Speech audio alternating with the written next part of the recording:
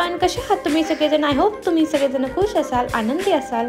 तर आज आम्ही ना खूप लांब फिरायला आलो आहे, म्हणजे कात्रजला फिरायला आलो आहे. तर मस्त ना इथे फॉलोअर्स बर्गर आहे कात्रजमध्ये.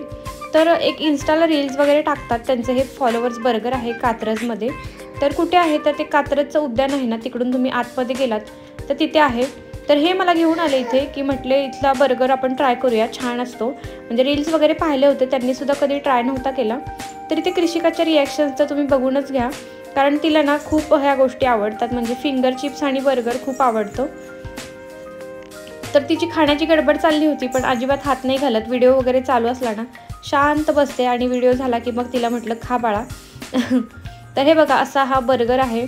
एकदम जम्बो बर्गर म्हणतो ना तसा आहे, म्हणजे मिनी बर्गर घेतला होता तरीसुद्धा एवढा मोठा बर्गर होता. आणि त्याच्यामध्ये त्यांच्या आपल्या बाकीच्या बर्गरमध्ये कसं मेयोनीज असतं, तसं त्यांच्या इथे मेयोनीज नव्हतं. त्यांची बनवलेली कोणती तरी असं मेयोनीजसारखी चटणी होती. तर बर्गर खाल्ला मस्तपैकी, पोट इतकं भरलं होतं, म्हणजे अर्धा बर्गर हा एक बर्गरच्या बरोबर होता. म्हणजे 2 बर्गर खाल्ल्यासारखं वाटलं मला. तर त्यानंतर मग आम्ही आलेलो आहे झूमध्ये. म्हणजे 2 वर्ष आम्ही पुण्यात राहूनसुद्धा झूला आलो नव्हतो. तर आज फायनली झूला आलेलो आहे कृषिकासाठी. तर म्हटलं बघूयात, प्राणी वगैरे वेगवेगळे बघता येतील कृषिकाला, आणि तिला जरा प्राण्यांची ओळख करून देता येतील, म्हणून मग आलेलो आहे. आणि मग फायनली एंट्री केली आतमध्ये. बाहेर ना तिकीट जर तुम्हाला काढायला ना, तिकीट काढायला भरपूर मोठी रांग होती. म्हणजे इतकी गर्दी की उभं राहायलासुद्धा जागा नव्हती, एवढी गर्दी होती. आणि अक्षरशः छोट्या छोट्यांना बाळांनासुद्धा घेऊन आलेले होते लोक इथं, पण गर्दी खूप होती. पण तुम्हाला तिकीट काढण्यासाठी एक ट्रिक सांगते.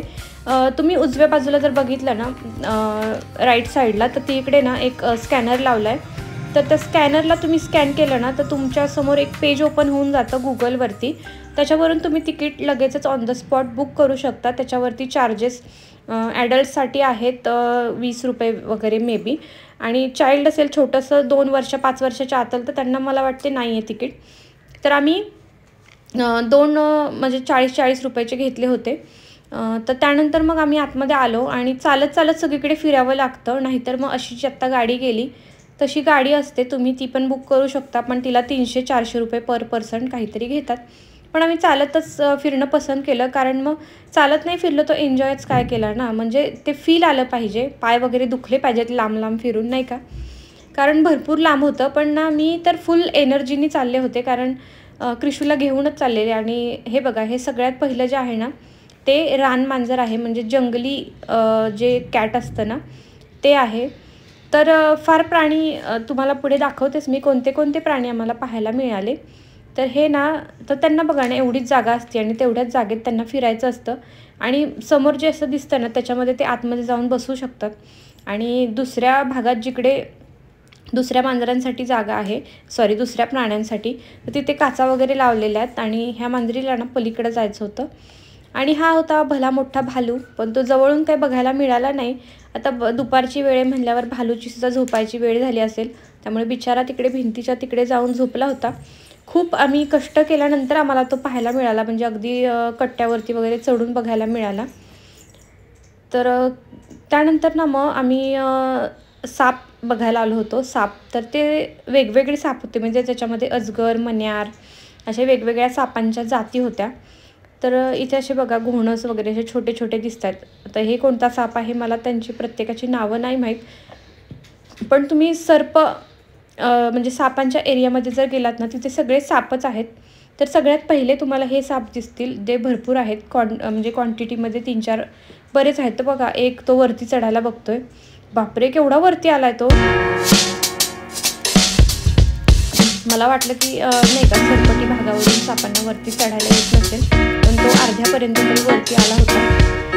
तर त्यानंतर मग पुढे आहे कासव. हे वेगळेच कासव आहेत, म्हणजे आपले, म्हणजे मी असे कासव पहिल्यांदाच बघितले. तर हे अशा पद्धतीचे कासव आहेत. तर तुम्ही प्राणी बघून घ्या, तुम्हाला पुढे मी दाखवते वेगवेगळे प्राणी.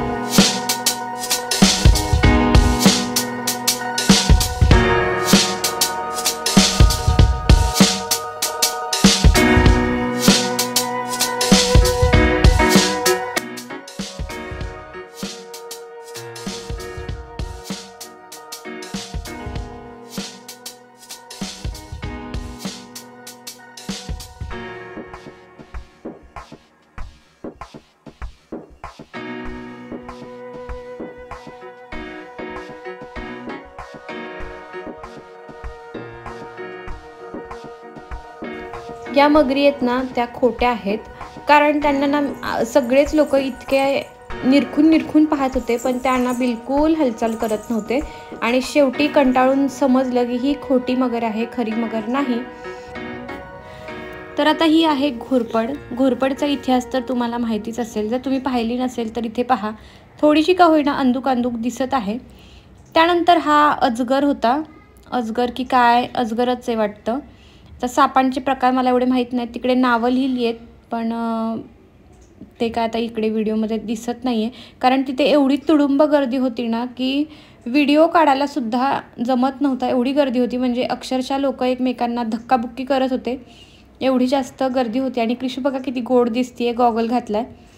तर चला, असेच वेगवेगळे प्राणी तुम्हाला पुढे व्हिडिओमध्ये बघायला मिळणार आहेत, तर अजिबात तुम्ही स्किप करू नका, पुढे व्हिडिओ बघत राहावा, कारण पुढे तुम्हाला मोठा असा वाघोबा एकदम जवळून दिसणार आहे की नाही माहीत नाही, म्हणजे वाघ झोपलेला सुद्धा असू शकतो, पण बघूयात आपल्याला पाहायला मिळतो का. इथे बघा, इथे पण सापांचेच वेगवेगळे प्रकार होते, पण त्यांना बघण्यासाठी पण किती गर्दी आहे बघा. आणि असे वेगवेगळे बरेच प्राणी होते ज्यांची कधी नावंसुद्धा ऐकली नसतील आणि कधी पाहिलेसुद्धा नसतील, असे प्राणी होते इथे. तर बरं आहे, म्हणजे छान वेगवेगळे प्राणीसुद्धा पाहायला मिळाले आणि त्रिशूलासुद्धा दाखवलं. त्रिशूला काही फार प्राण्यांमधलं कळत नाही, पण तरीसुद्धा बघा, हा प्राणीसुद्धा बघा, त्याचं वेगळंच काहीतरी ग्रीन असं काहीतरी नाव होतं. आता पण असला प्राणी तर कधीच पाहिला नव्हता लाईफमध्ये.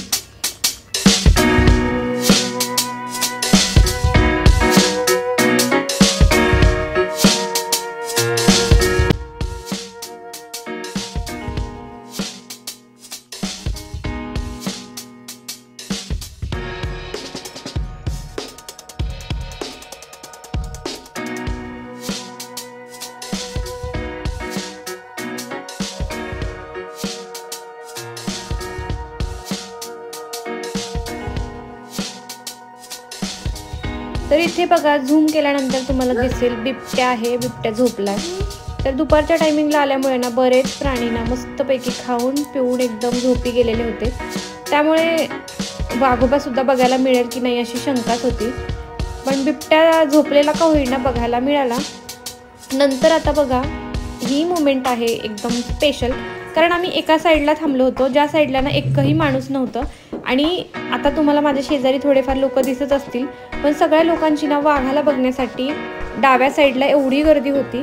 आणि आम्ही जस्ट आलो आणि उजव्या बाजूला थांबलो होतो, तर वाघ ना चालत तिकडं आला. आणि त्याला बघून मला असं, म्हणजे इतका धिप्पाड वाघ आपल्याला सगळ्यात म्हणजे पहिल्यांदाच आम्हाला बघायला मिळाला. म्हणजे अक्षरशः तुम्ही म्हणाल ना तर कुठले प्राणी बाकीचे व्यवस्थित नाही बघितले तरी चालेल, पण वाघाला असं डोळ्यांनी एकदम समोर बघणं आणि कॅमेऱ्यात बघणं खूप फरक आहे तसं तर.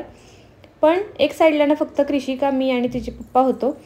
आणि बघा, तुम्हाला दिसत असेल त्या साईडला एवढे माणसं आहेत आणि वाघ तिकडे न जाता म्हणजे या साईडला आला. आणि पहिलं दर्शन वाघाचं जे झालं ना एकदम समोरून, म्हणजे वाघ ना तो असा उडी मारून असा खाली, खरं तर खड्डा असतो त्यामुळे उडी वगैरे मारून त्याला येता येत नाही, कुठल्याच प्राण्यांना येता येत नाही, खाली संपूर्ण खड्डा असतो. पण वाघाला इतकं जवळ होता ना तो, म्हणजे अक्षरशः 10 पावलावरती जवळ म्हटलं तरी चालेल. म्हणजे तो अक्षरशः वाघ इतका कावरा बावरा झाला होता ना, तो उडी मारण्यासाठी पूर्ण खालपर्यंत येऊन बघत होता, पण खड्डा बघितलं की वापस जात होता. तर एवढं छान आणि जवळून वाघाचं दर्शन झालं. बाकीचे प्राणी बघायला मिळो न मिळो, पण वाघ महत्त्वाचा होता आणि तो बघायला मिळाला. आणि कृषीला सुद्धा वाघ जवळून बघायला मिळाला, याचा खूप आनंद झाला.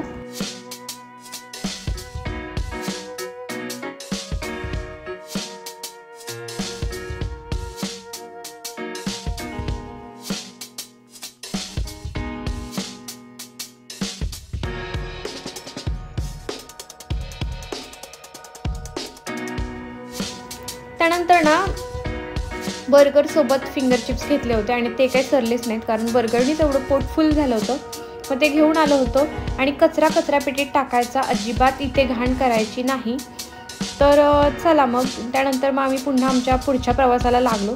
तर इकडे बाकीचे सगळे प्राणी होते, पण चालून इतके पाय थकले होते ना की म्हटलं आता कोल्हा वगैरे राहिला होता, कोल्हा होता, लांडगा होता. तर आम्ही काही हे प्राणी पाहिले नाहीत, कारण पाय खूप दुखत होते आणि जायला पण वेळ झाला होता, 5 वाजले होते. तर या मार्गाला लागलात ना म्हणजे असे 3 मार्ग आहेत. एका मार्गावरती तुम्हाला पांढरा वाघ बघायला मिळतो, तर पांढरा वाघसुद्धा झोपलेला होता, त्यामुळे तो सुद्धा काय बघायला मिळाला नाही. थोडासा अंदूक बघायला मिळाला आणि हा वाघ तर एकदम मस्त पाहायला मिळाला. त्यानंतर दुसऱ्या रूटला तुम्हाला सगळे स्नेक, मगर वगैरे बघायला मिळाली आणि ह्या तिसऱ्या रूटला तुम्हाला हत्ती, अजून असतं ना तरस वगैरे, कोल्हा, लांडगा या सगळ्या गोष्टी मिळतात बघायला. पण आम्ही काही तिकडे गेलो नाही. आम्ही अर्ध्या रस्त्यातूनच परत निघालो आणि बऱ्यापैकी सगळीकडे ना हरणंच जास्त होती, हरणं आणि सांबार वगैरे आणि माकडं होती बरीच. तर त्यानंतर मग आम्ही तेवढंच पाहिलं, तरच पाहिला आणि बाकी नाही. पुढे गेलो नाही, अर्ध्यातूनच रिटर्न आलो. तर इथे बघा सांबर वगैरे आहेत. हरणं, सांबर आणि माकडं भरपूर जास्त प्रमाणात आहेत. बाकी मग असेच वाघ वगैरे बघण्यासारखं आहे. बाकी एवढे प्राणी नाही आहेत. म्हणजे बाकीचे प्राणी आहेत की नाही माहीत नाही, पण बरेच लोक म्हणत होते की प्राणी नाही आहेत जास्त इथे. फक्त बोलण्यात येते की भरपूर प्राणी आहेत, पण भरपूर प्राणी नाही आहेत. खूपच मोजके प्राणी आता शिल्लक राहिलेत. तर चला मग आजच्या व्हिडिओमध्ये एवढंच होतं. आय होप तुम्हाला व्हिडिओ आवडला असेल तर लाईक, शेअर आणि सबस्क्राईब करा आणि एकदा नक्की कात्रजच्या उद्यानाला व्हिजिट करा कधी आलात पुण्यात तर. सहलीचे वगैरे भरपूर मुले येत होते, गर्दीत तुडुंब होती. तर मला तर खूप आवडली ही ट्रिप. तुम्हाला कशी वाटली कमेंट करून सांगा. चला मग जाता क्रिशूला काहीतरी हवं होतं, म्हणून तिला खरं तर ती कधीच हट्ट करत नाही, पण मग मागत होती तर म्हटलं बाहेर आलो तर घेऊयात.